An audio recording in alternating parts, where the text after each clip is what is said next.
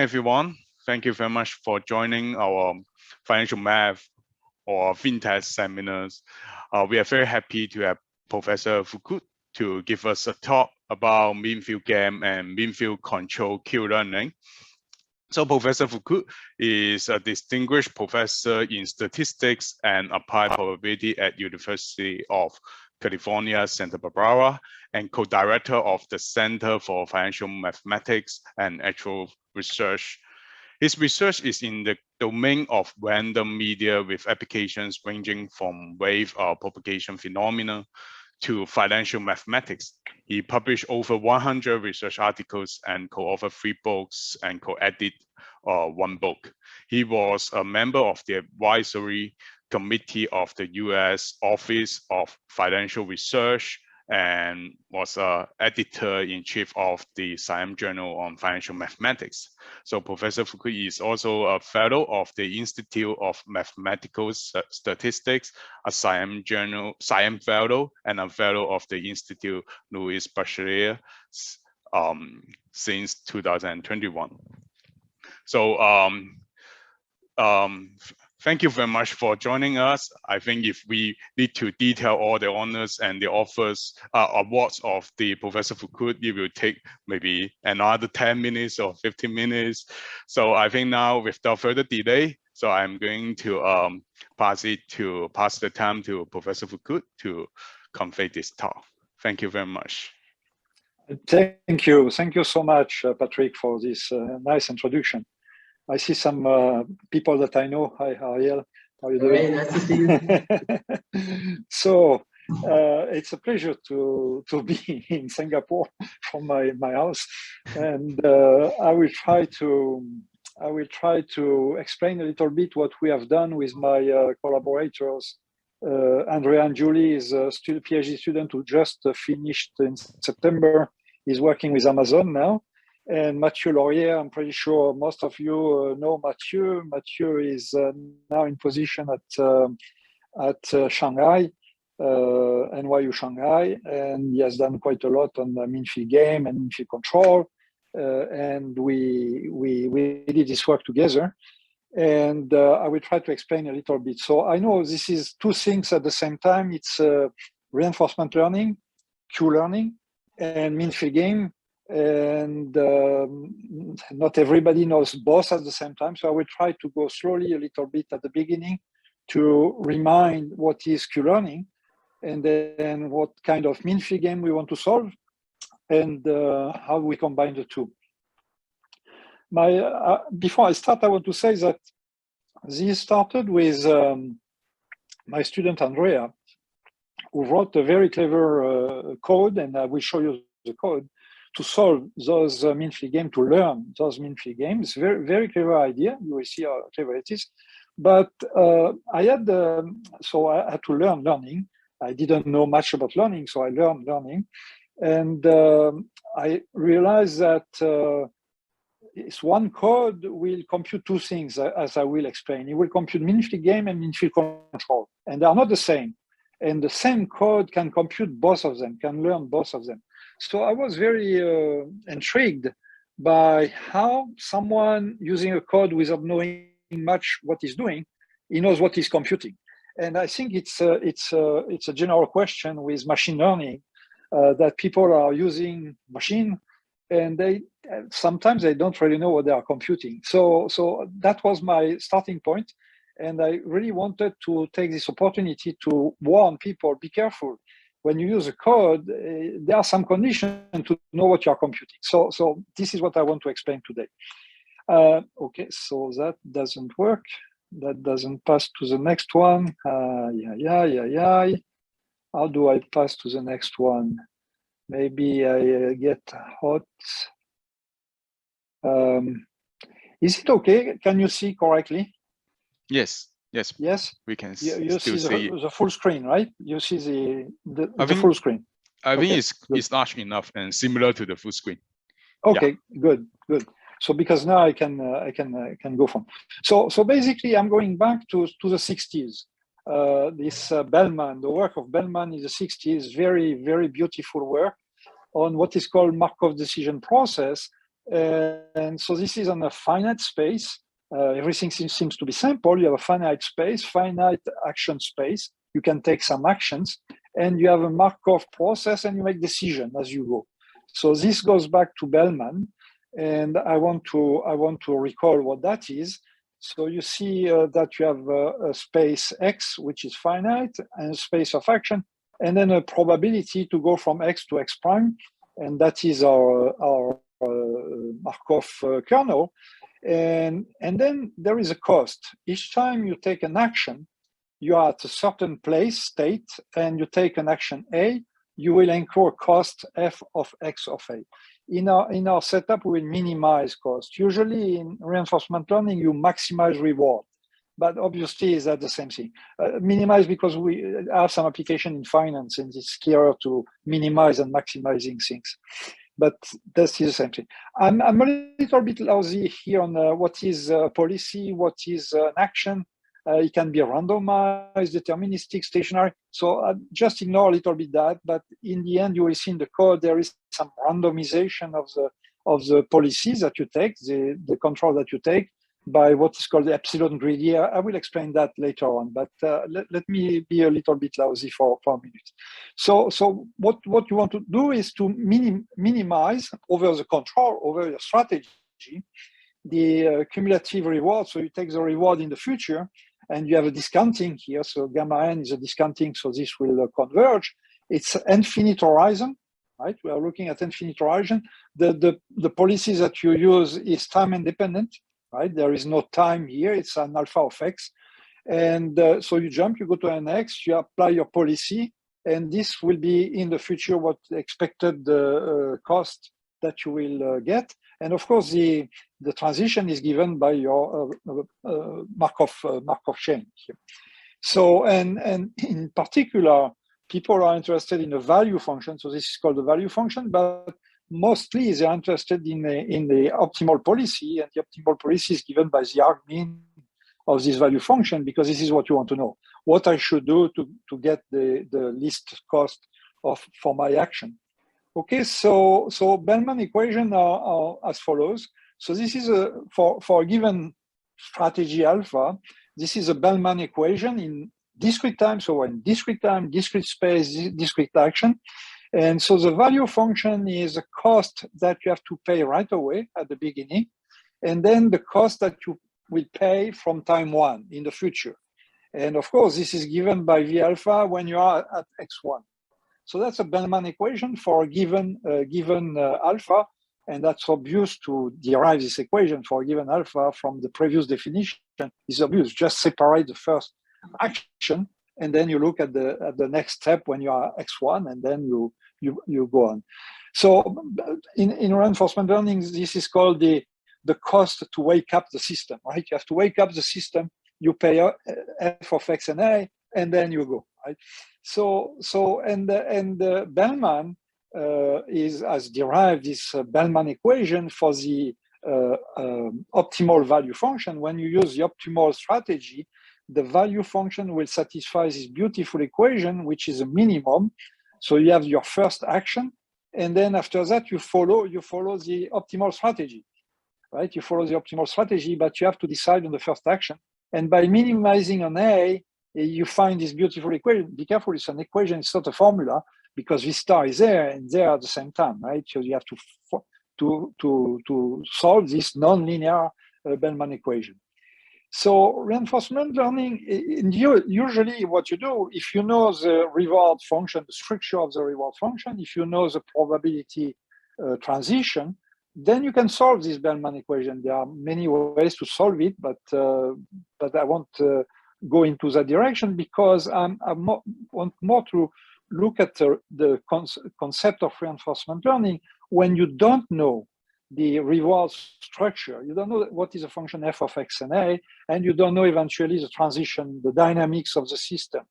What you know, you will see in the diagram in a minute, you observe the reward that you get or the cost that you incur, right? So the environment gives you your cost of your action, but you don't know that function, how this function is done. So the way to learn the right action to take, the optimal action, is by trials and error. So you will try action and you will see if you do well.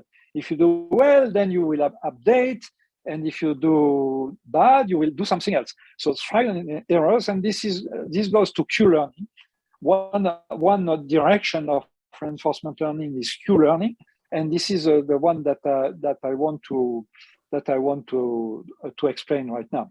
So the Q learning is simply basically the one piece of the value function. It's a little bit more detailed than the value function.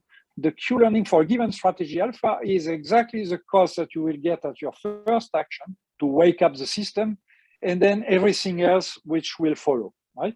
So we are isolating the f of x and a. Remember, if you look at the v, you take the minimum here. So you don't want to isolate that. This is part of your strategy. Here you have the choice of the a. So for the q, you have the choice of the a, and this is your q alpha, which can be rewritten, of course, in this way. You reinterpret this as Q alpha starting from x1. And obviously, if you take as a first step, if you take the policies that you will follow in the future, you just recover the value function. So basically, the Q action separates the first action that you take. Get the alpha in the future and separate the first action that you will take and try to focus on this first action. And then the optimal optimal Q function, the Bellman equation for this Q quantity, which is obtained by what is called policy improvement, this beautiful derivation, is given by this minimum of this Q alpha, and it satisfies this equation. So the Q star satisfies this equation, which resembles a Bellman equation, except that the first cost is given and the expectation is there in the future, and of course you get again your Q star. So this is an equation. It's not a formula, right? It's an equation which needs to be solved, and the value function is simply the minimum of this Q. The big advantage of working with the Q function, the Q learning, is that if you know the Q star, you don't really need the V star. You take the argmin of your Q star and you have the policy. So if you know the Q star, you can recover the optimal policy, right? By taking the minimum. So think about Q as a table, as a matrix. Sometimes it's called Q matrix. You have the X entries and you have the action. For each X, you have all the actions. And for an X, you try to get the best action that you can, right? Think about a Q matrix, right? So here's a diagram that you will see in all the books in machine learning, reinforcement learning in particular, where you have an agent here which receives the information of the cost and the state, makes a decision, take an action, and gives that to the environment. So you put in the environment the action, and the environment does what he has to do, and it returns the new cost and the new state. It gives you the new state. So for instance, I mean, you don't know the environment of the robot is learning how to walk, right? And the action is take the one step with the right leg, and you see what the environment will give you. Either you fall, and that's bad. Either you continue, and that's quite good, right? So this is exactly the idea, right? So this is what, and everything is Markovian here. So the learning is done. Now I'm describing the algorithm associated to it. The learning is done by episode. So do many episodes of the same thing. You repeat the episode. You try to learn this Q by doing episodes. And this is what I mentioned, that you have to explore the state. You have to explore all the possibilities. And if you take always a minimum of Q, you may be stuck somewhere. And there is a way to explore by this epsilon greedy policy. So you take the minimum, but with a small probability, you go somewhere else, right? That is called the epsilon greedy policy. So I'm not insisting too much. There are other ways to do this. A better way actually is using a softmax. What is called a softmax is a Boltzmann distribution. So I'm not going into all these details, but there are other more clever way to do this. So you observe the cost, right? You get your next position, and you update your Q. So you see the Q from the previous stage, and you update the Q. So this is what you wish to be zero, right? You want to solve this equation. You wish it to be zero. If it's not zero, you update your Q with a rate of update. So pay attention to the rate of update. This talk is about the rate of updates, updating rates. So this is the raw Q is how fast I will update my Q matrix. And of course, it depends on a lot of things. It depends on the number of times you have visited X, number of times you have visited A, the number of episodes, the time in your episode. So, but basically it's K, right? The number of episodes, basically. Let's assume for a minute. And usually it's taken under the form 1 plus 1 over K to some power, right? And the power is important, and this power usually is between 1/2 and 1, because later on we will use a stochastic approximation in our algorithm, and this is basically the condition for this stochastic algorithm to converge. We cannot compute an expectation. We don't have a simulator, right? We can do one go. We don't have a simulator to compute the expectation, so we have to do a stochastic approximation. So this is so you define this operator. That's the operator which appear in the updating of the Q. So the Q from the new episode will be the Q from the previous episode, where you have this acting operator at this rate. And one of the beauty things is that you can look at this difference equation and write it as an ODE. So you pass to the limit K continuous. Be careful, this is not the time of the process. This is the time of the algorithm, right? Don't confuse the time of the process, the time of the algorithm. So if you interpret this in continuous time, this is simply an ODE. And what you want is to have a Q infinity, which is a stable point of this ODE, which basically solves the Bellman equation. So you want to converge to the stable point of this ODE, which is a solution of the Bellman equation. I already mentioned stochastic approximation because to compute this, you need an expectation. This is an expectation, and you don't have that. You cannot compute an expectation. So what you do, you simply replace by one go, and you have what is called the stochastic approximation, which does exactly what you want, except that there are fluctuations. And you can analyze this fluctuation. There are martingale and Robbins-Monroe did all the analysis. So I'm taking this for granted, right? So I'm taking this that this will disappear in the end, and then by martingale convergence, this will disappear, and we will achieve what we want. But there is a step of stochastic approximation in the algorithm.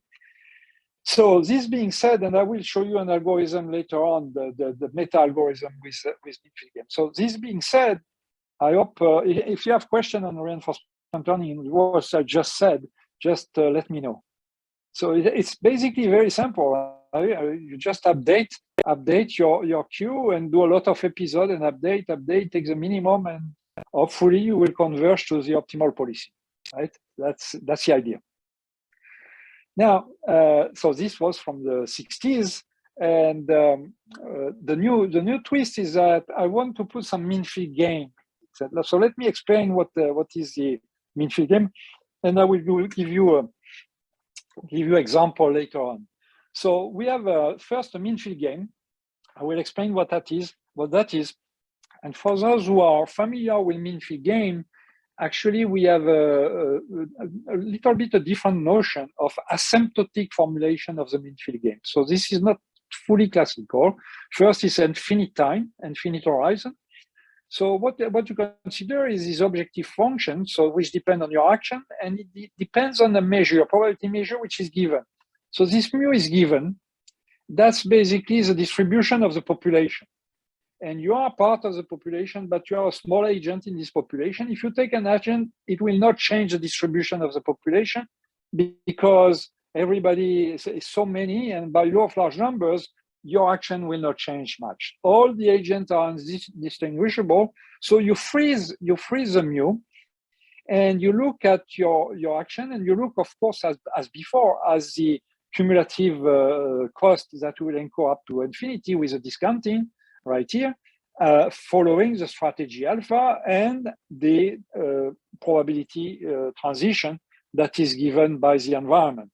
Right. So this is what you want to minimize. So what you do is you fix mu hat you minimize in alpha. So this is a control problem. This is a classical control problem that we discussed just before. Mu hat is simply a parameter. So you solve that starting from a given distribution.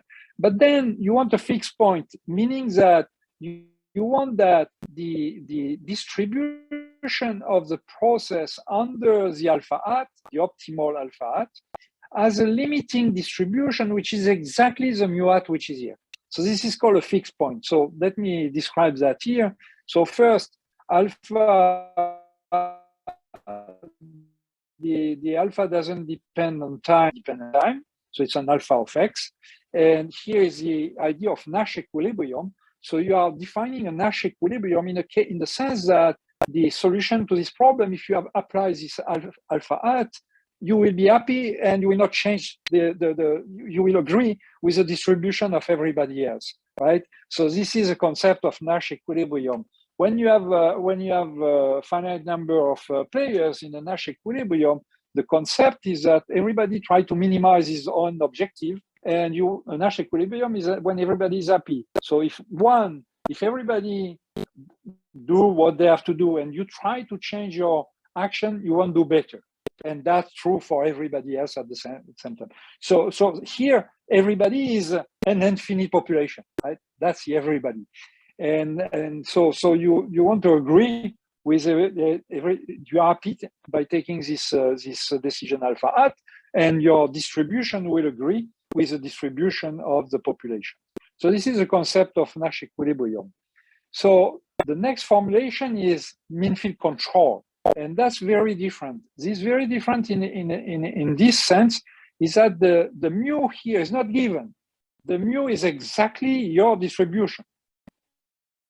So if you pick an alpha, it has a limiting distribution. We assume ergodicity. Everything is finite here, so it's no big deal. So you pick an alpha, you have a limiting distribution, and that is your limiting distribution. So as soon as you pick an alpha, this is given. It's not frozen. It changes with your choice of alpha.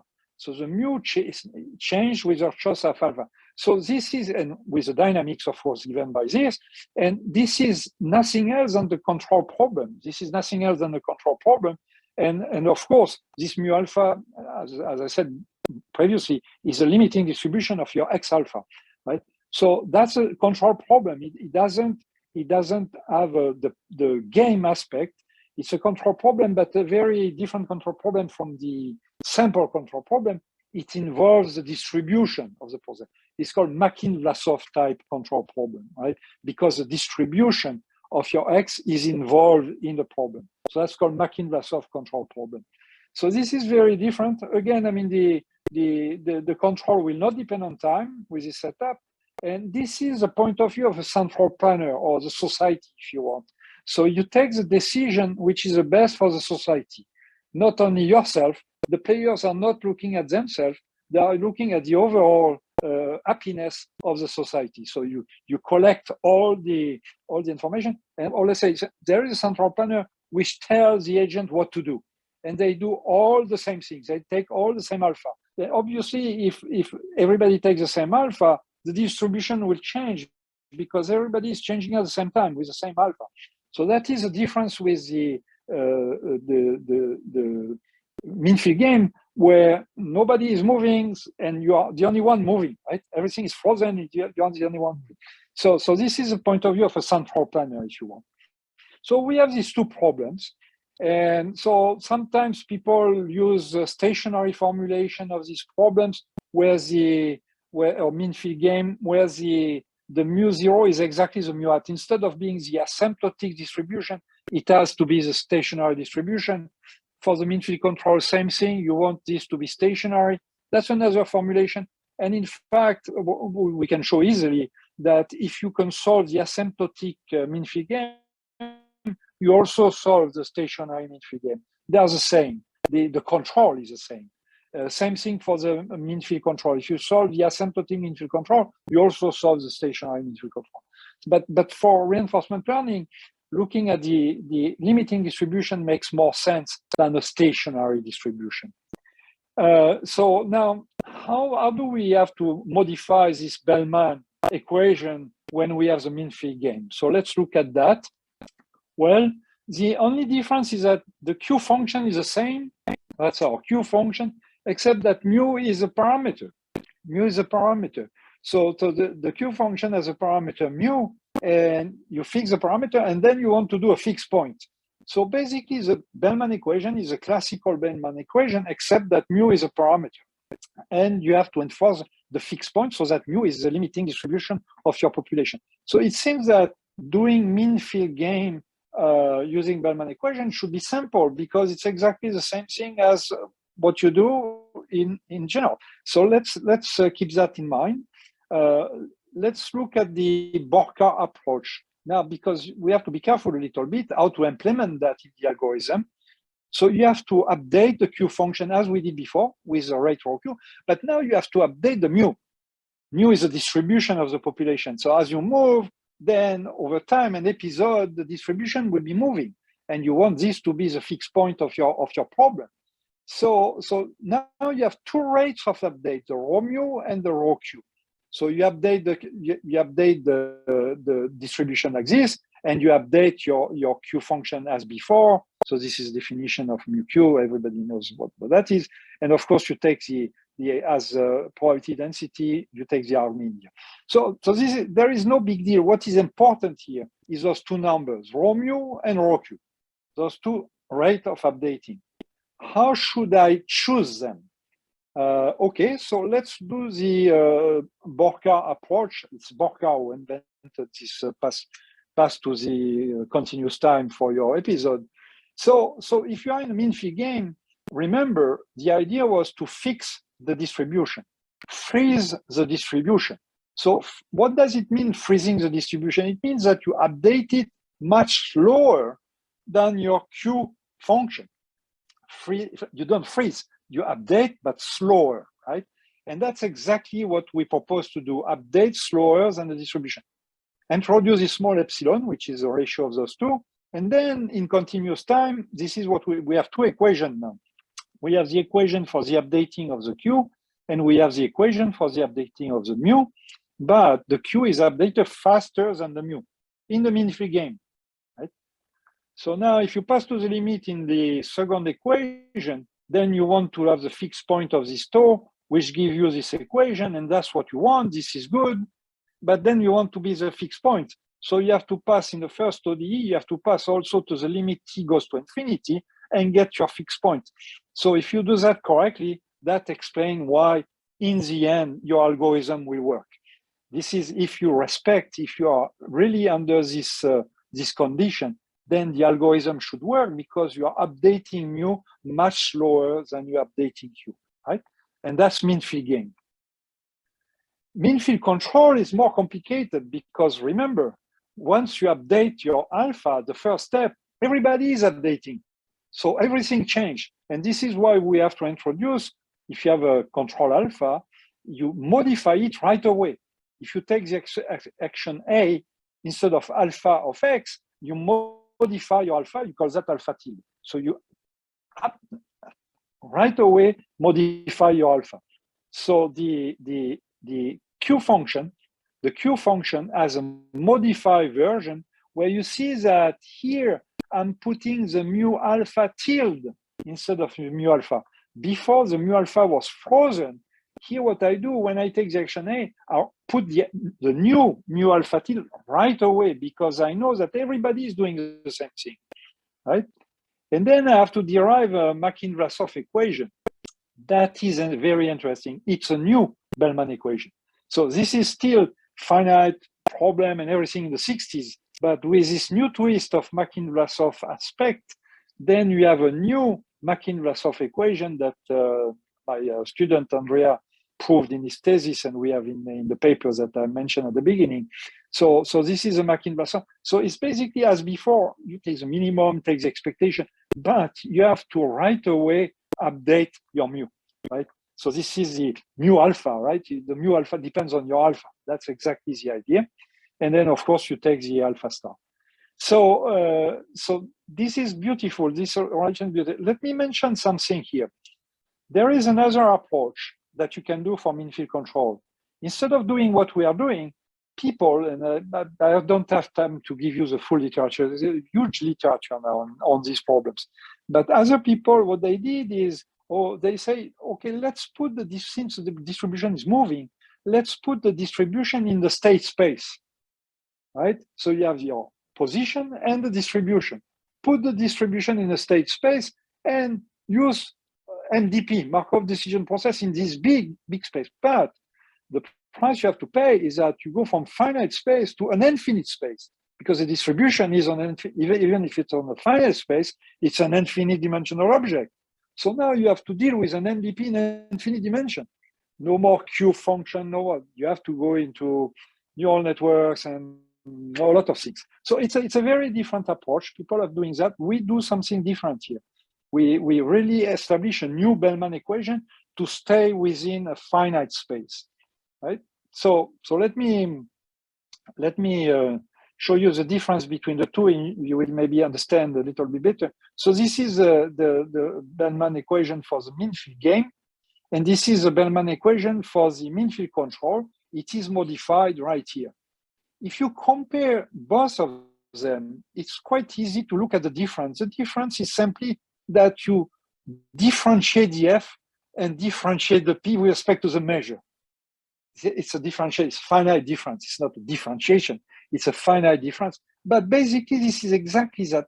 And this is exactly what you should do when you go from mean field game to mean field control.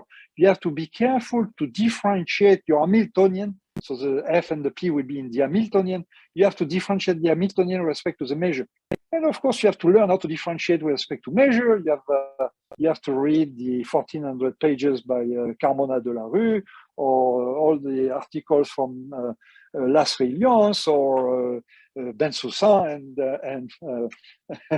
and co-authors. So you know who I'm talking about. So there is a huge literature on that to understand how to differentiate with respect to measure. But in this context, it's simply finite difference, and it's simply this equation. I'm differentiating the Hamiltonian with respect to the measure. That's these two things that I need to do in the case of mean field control. So let me. I see that time is going a little bit fast. Let me skip a little bit the two time scale approach for mean field control is exactly the opposite now. You see, you have to update your measure faster than the Q. Right? You move the Q, but the measure has to be updated faster. Take this rate greater, introduce a new epsilon, which is the other way around, and then your system of ODEs is the same, except that the rates are not the same. This one is a fast one, the one updating the measure is a fast one, and this is a slow one. And when you do this analysis, again, so you take the limit here, so that is your equilibrium at that level when epsilon goes to 0. Then you go into let me go a little bit faster, then you go to the second equation and you get an equilibrium right there. And this is exactly what says that you are satisfying the modified Makin-Vlasov-Bellman equation. So there is a nice story about the convergence proved by ODEs, by system of ODEs. And of course, again, you get your alpha star from the argmin of your Q function, your Q table. So again, I'm showing you this picture, the picture of the big picture of reinforcement learning. The only difference, there is not much difference. The agent does the same, but the environment needs a distribution.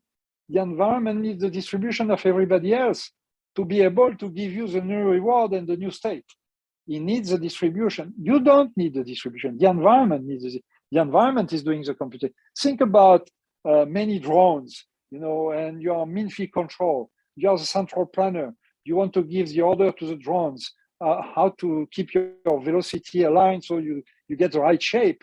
And then this is your environment. As a single drone, you don't know all the full picture. You are just receiving the information of your alpha. Take this alpha. The central planner is here and say, take this decision. Everybody is taking the same decision, and then the ensemble will move as the central planner wish. So this is a mean field control. Mean field game is a little bit more complicated to understand because everybody wants to be happy. So it's a little bit more settled. But let's leave it like that. Okay, so let me show you the algorithm. I don't want I don't want you to read all this, of course. I mean, this is meta algorithm. There is not much. What I want you to look at is simply line 5, you update the mu, and that gives you the rate of update for mu. And then line 7, you update the Q, and this is your update, the rate of update of the Q, and you simply receive the cost, the new position, update, and you do that until you're happy with it. So that was my starting point. My student would write that, explain to me, I'm doing that. I said, but how do you know what you're computing? And the answer is, be careful of this rho mu and rho q.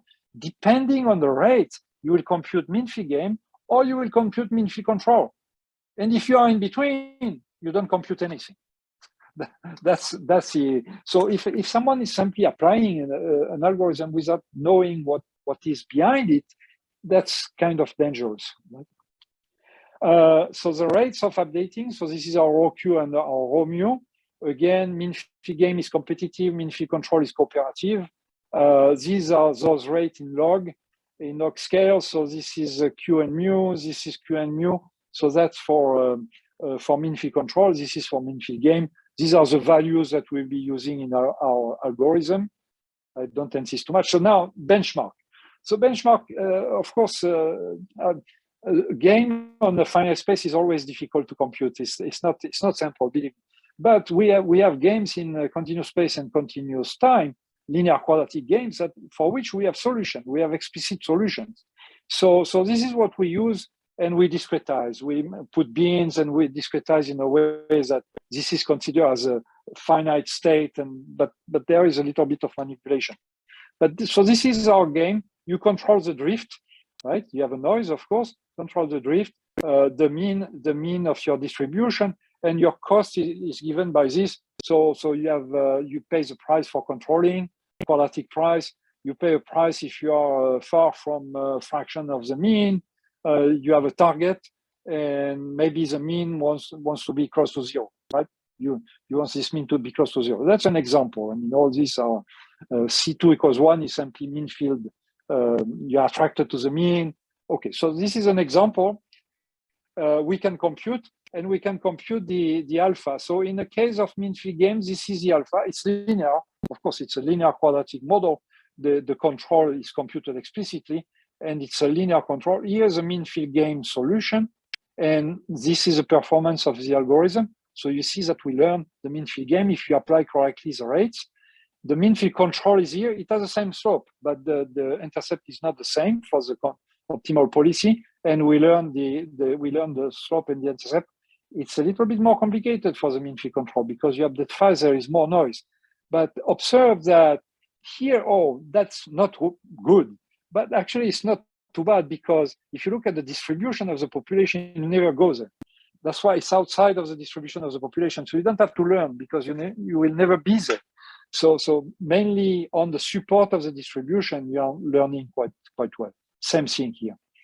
Okay, so here we have a better picture because we average a little bit more the distribution. So it gives you a sense of its average over the 10,000 last episode. So this is working well, and this illustrates that you have to choose correctly the rates. The value function, I'm not insisting. Now, of course, all this can be extended, generalized to finite horizon, and extended min-phi game and min-phi control. What do you mean by extended? It means that it also look at the law of the control, not only law of the state, but also the law of the control. And that is very important in application. I will show you in a minute why this is important. So all this can be generalized, what I just said. And this is another paper that we have in this handbook on machine learning for financial markets, edited by Caponi and Lehal. I think it will appear soon. I mean, it's CUP. CUP is putting that together. So that will appear in this book. So basically, this is what we do. Let me go a little bit fast because that's getting boring, but we do exactly the same thing, except that now it's finite horizon. That's the main difference. It's finite horizon, and the new is a distribution of the two things, the state and the control, right? It can be the state and the control. And and you redo exactly the same thing. I don't want to spend too much time. Mean field control objective, now the new depends on your alpha, same thing as before.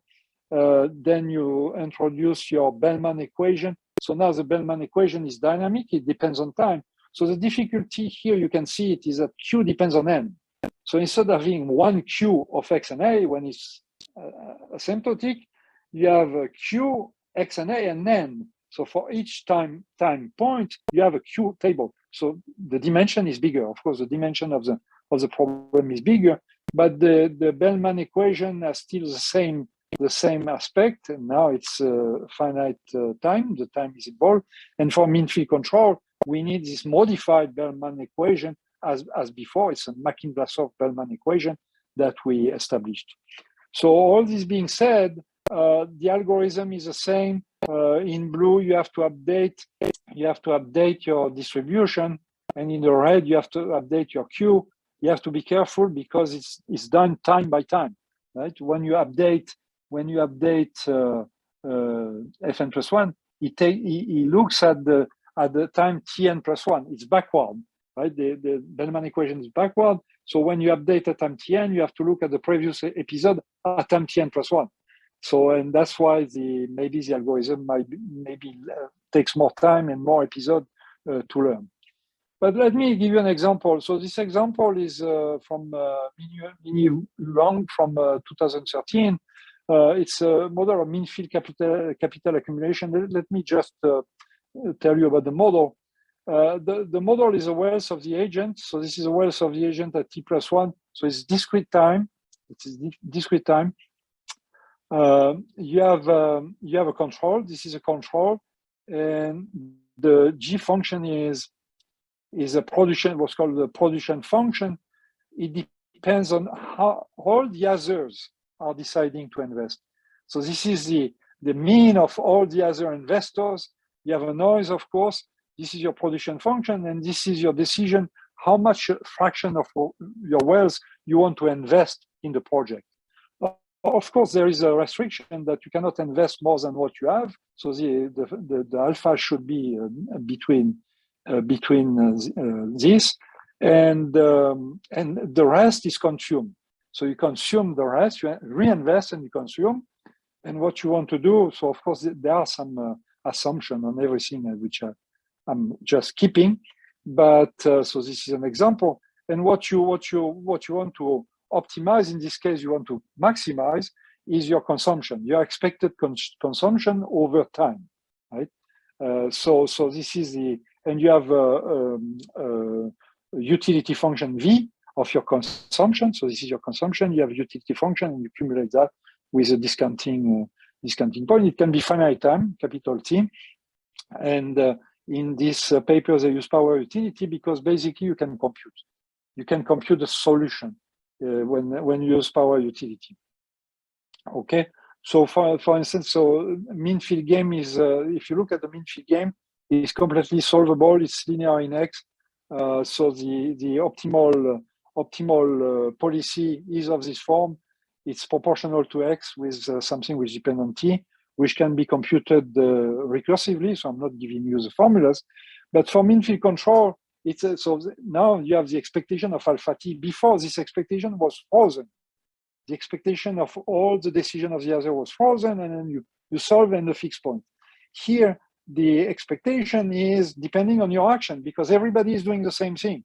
So you have the expected value of the action of everybody else. So this is in a Makin-Vlasov form. And amazingly, this doesn't have an explicit solution. There is no explicit, even by choosing nicely the G and everything, there is no explicit solution, but we can do it numerically. This can be approximated numerically.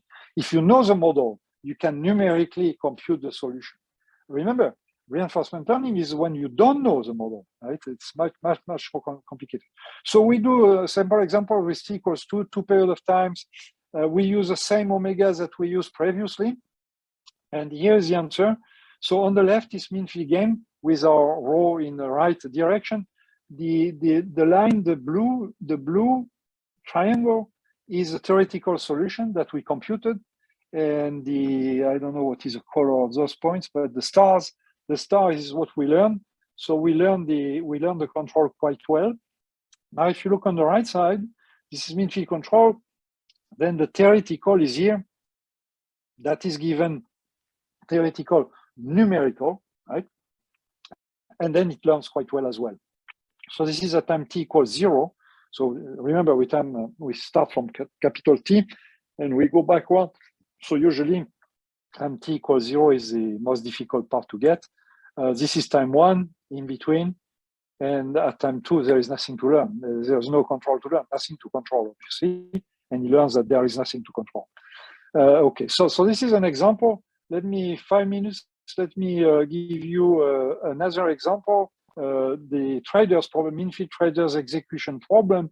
So this is the problem of a trader who has an inventory. So this is the inventory. His control is how much he will sell or buy in his inventory, and there is a noise in the inventory.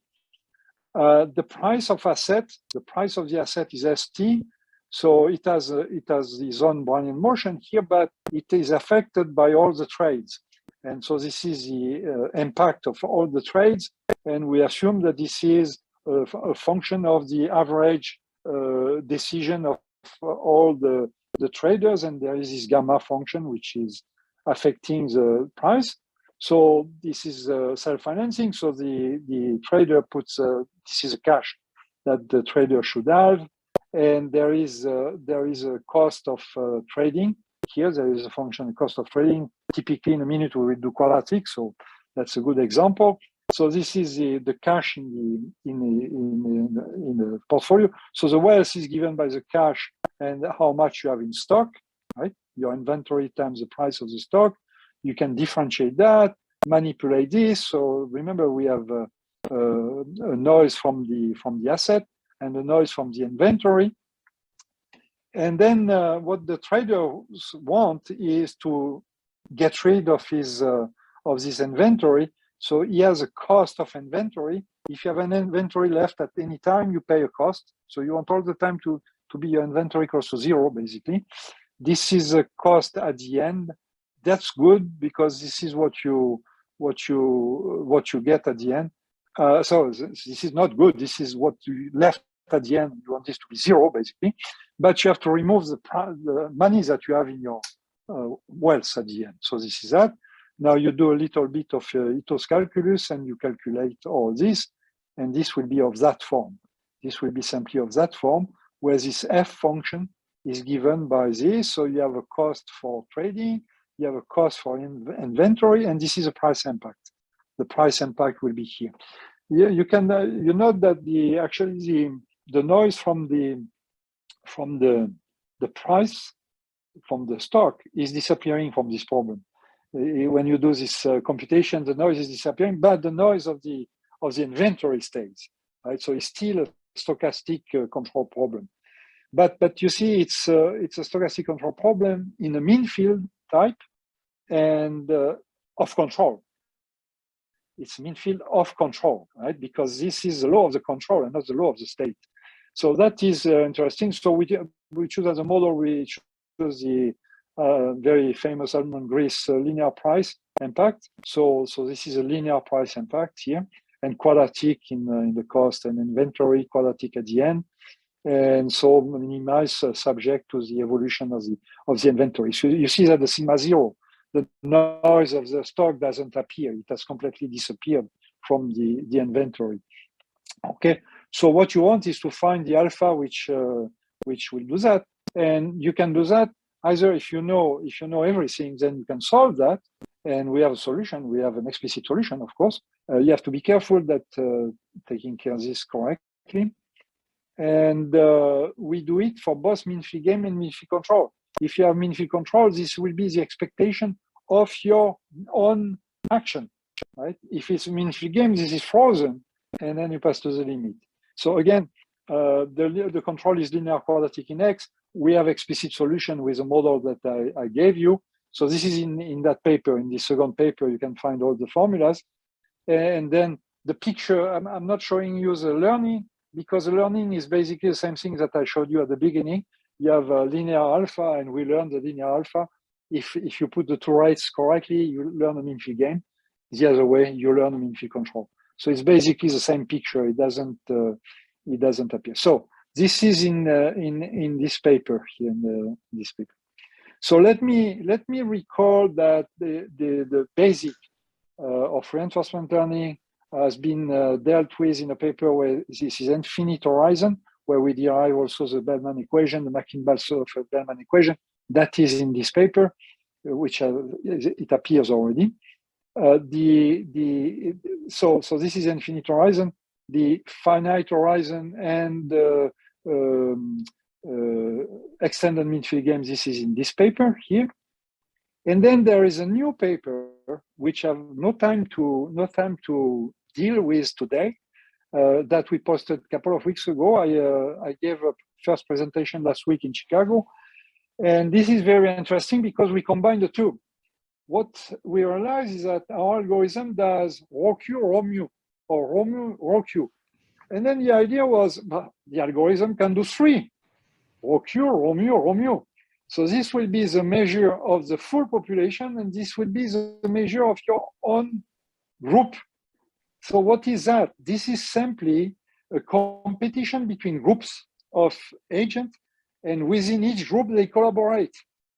Within each group, they collaborate, but they are in competition with all the other groups. So basically, for free, we have a way to solve this new, what we call mean field control game, where you have the control aspect and at the same time so I'm very excited about that. I'm working on it. It's quite rich. You have to revisit a little bit the theory, but the algorithm does it for free. You simply put the rho Q, rho mu, and rho mu, so you have the local and the global, and your algorithm will compute exactly the same. In terms of application, for instance, you could think about traders. You have a desk of traders, and those traders they are cooperating. There is a central planner for those traders, which tells them which strategy to take, and they have their own noise in their inventories.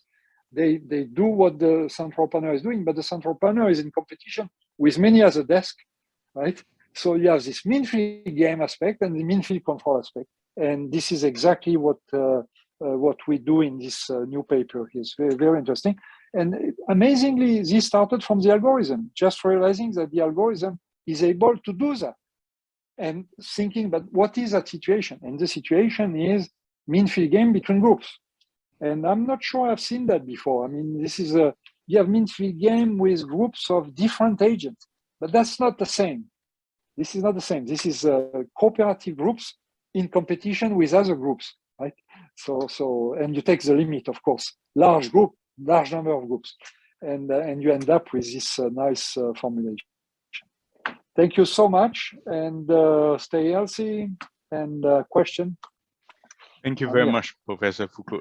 So I think I personally learned a lot from your talk. So now, thank you very much. Too. Me too. So now, first of all, any questions or comments from the audience? So please feel free to maybe type your question in the chat room, and then I can ask on your behalf, or you just unmute yourself and just ask. Oh, may I? I'm sharing. See you. Hi. Hi. Yeah. Hi, so, Dr. Wong. So yeah, yes. I have a, so actually it's a very nice talk. So to me, it's a quite surprise that you have a something like a single algorithm that can serve for both mean field game and mean field control, but a simple twisting the parameters somehow about the scale. So I think one problem probably everybody comes to mind is that we have two roles that to learn. You have to control that, so you have to specify that one is particularly less than the other in order to distinguish them between game and control. So a very natural question is, how about when these two parameters are really close to each other? So what types of problem that you're encountering for that? Oh, problem? You mean if you choose those rows to be the same, let's say, for instance? Yeah, or very similar, because once you put it into practice, sometimes you may encounter that they are quite similar, even though you specify the epsilon, which is trying to be small. Yeah. remember, this is 1 over k to the omega. Yeah. So the omegas are different. So Okay. they are very different. Right? It's 1 over k to the omega. So they decay differently, right? Okay. The decay of those learning rates are exponential. The exponential rate is very different. Okay. So they will be different. But now, if you're asking the question, what will happen if I choose the same, let's say rho mu equals rho q, I don't know. Okay. I don't even know if that computes anything. I don't have an interpretation for it. It may compute nothing, actually. So it may give you an answer, but to what, we don't know. Okay. Right? Okay. Thank you. Thank you. So I have a follow-up question regarding this specification of these two omega. So I believe they will depend on the dynamics or problems specifications in order to say one is much larger than another. So do you observe this? Let's say how large is large? I think previously on your presentation you said 0.65, 0.15, something like this. Do they depend? I mean, these two numbers, do they depend on the specification of the dynamics? Okay, so this, of course, it's a very good question, but let me go back to usual reinforcement learning without mean field gain. Yes. There is a rho q, right? You have to update your q. The choice of rho q, of this omega q, yes, is is trial and errors. You try, you see what works. There is no real way to derive the right q, because it has also to do with the number of episodes that you will be using. It has to do with a lot of things, and it's model dependent. There are ways to optimize the q as you go. As you go, you try to find the optimizer. But this is another question. Now, if you are in this mean field gain, mean field control setup, remember the omegas have to be between 0 and 1. Yes. To be decaying. Yes. The omega for the q has to be between 1/2 and 1 for the stochastic approximation. So that gives you a lot of constraints. So now, if you want to put a scale above, your omega q should be not far from 1/2, so to leave some room for the other one. And if you are on the other way, so you'll be above 1/2, and then you take someone which is smaller than 1/2 for the mu. So you see, there is not too much room with the omegas, right? And you have to experiment, and that's why putting 3 is clever, because you can take the omega q close to 1/2, then above and below. So that's but if you take omega q too close to 1/2, you will have to have a lot of episodes because of the stochastic approximation. Your martingale term will go to 0, but slower, right? So it's give and take, right? It's a give and take, and everybody doing that in real world reinforcement learning, like learning how to play chess or Go or whatever, or robots, they experiment. You have to experiment your parameters. Correct. I don't think there is a rule for getting the best parameter. It's true. Yes. So will it be safer to use a more extreme omega? Let's say one is closer to 1 and another is closer to 0. Because you will pay a price somewhere. You will need a lot of episodes. You will need it has to decay exponentially. So it cannot be 1, right? Yeah, correct. It cannot be 1, because if not, you become a polynomial. There's a little bit of room, but not much, right? So it's very, very interesting, but it needs a lot of experiment, a lot of. It takes time. I mean, all these experiments takes time. Sure. Okay, let me check with the audience again. Any questions or comments? May I ask you a question? Sure, please. Yeah, thanks a lot for the nice talk. So in page 8, so what we do here in this slides on mean contain stationary mean field gains, right? Let me share page 8. Oops. Yes. Let me go to page 8. Give me 1 second. So can you repeat your question? I mean, so this is a MFG game, and the system here contains a equation for the representative agent, right? Yeah. And the n is equivalent to time, right? When n goes to infinity means when time goes to infinity, and so you have is a stationary somehow distribution, right? It's a limiting distribution, yes. Okay. Which is a stationary distribution as well. But we don't want the process to be stationary. The limit was under some ergodicity condition. The limiting distribution will be the stationary distribution. Right? When you write this, you see the mu hat has to be the limiting distribution of your process when you choose the policy alpha hat. Think about continuous time. So if you have an OU, right? Your alpha is an OU, and your OU has a limiting distribution. Let's say if it's attractive OU will have a limiting distribution. Right? I see. So is any difficulty to extend this to time-dependent case? To say again, to time-dependent? Yes. That was the second part of the talk where I was going a little bit faster. There is no invariant distribution there. It's time dependent. The problem is time dependent, right? That's why you have a QXA, but which depend on time explicitly. So the dimension is bigger actually, because you have the time dimension. I see. So for the extended MFG game, do you consider randomized policy? So the randomized policy always, yes.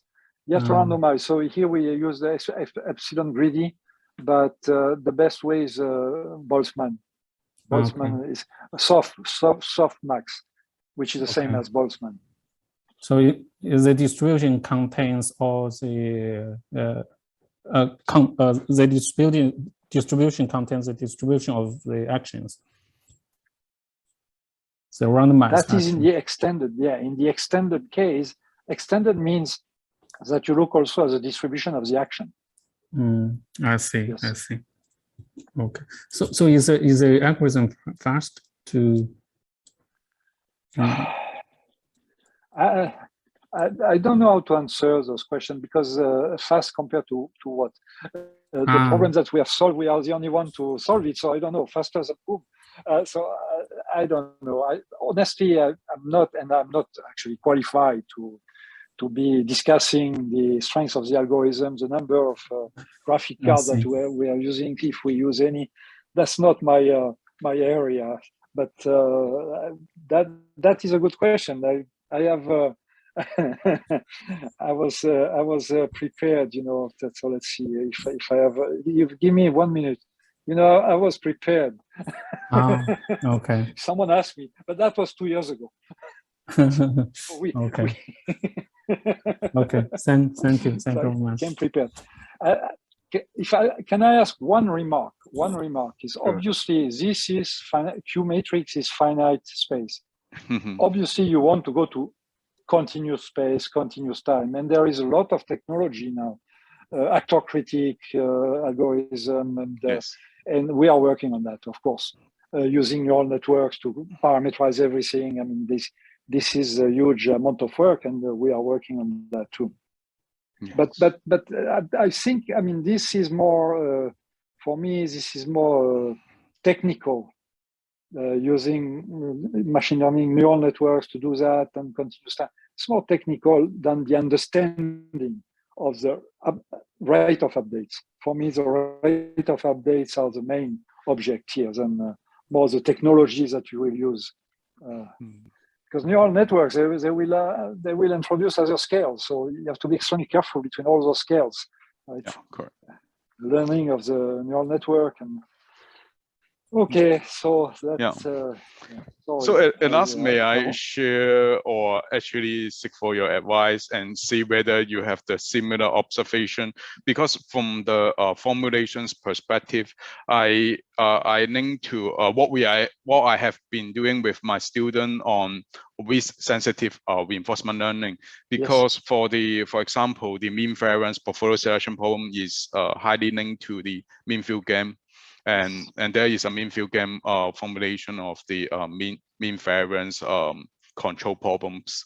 And it seems that MFG correspond to a pre-commitment strategy, and the MFC correspond to the time consistent strategies.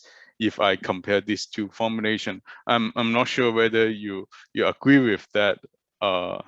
From this perspective, I would have to think a lot about it, but I think there is certainly a good reason for that. I would like to think more about it, but this is a very good idea. Very good idea. Yeah, thank you very much. So I actually learned a lot about, let's say, come up with the unified framework between the MFG and MFC, and there are many research opportunities. Thank you very much. Okay. So let me do a final check with our audience. Will there be any maybe quick question for our speaker? I have time. Thank you very much. That is a night to you. But any questions from the audience? So actually, I might have one quick question. Okay. So can you elaborate more on the part when the so in the MKV Bellman equation, you mentioned about to prevent the mu from entering the input space. Yes. Yes. So like, is there any some technical ingredients or some quick intuition on how this can to shorten the technical details that you may have worked out in a proof or something? How to prevent this? You mean so either you use the MKV Bellman equation, yes, and you stay within the finite state space and finite action, MDP, you stay with an MDP, but you have to use the right Bellman equation. And the justification of your algorithm is because of the two scales that will converge to the solution of this Bellman equation. Now you have to work a little bit to establish this Bellman equation. It's not obvious. You go to the paper, the first paper that I mentioned, part of the appendix is the establishment of this Bellman equation, which is not obvious at all. And it's new. I don't think it existed before. So now this is a price to pay. The price to pay is we have worked hard to get this equation and to show that the algorithm will solve this equation.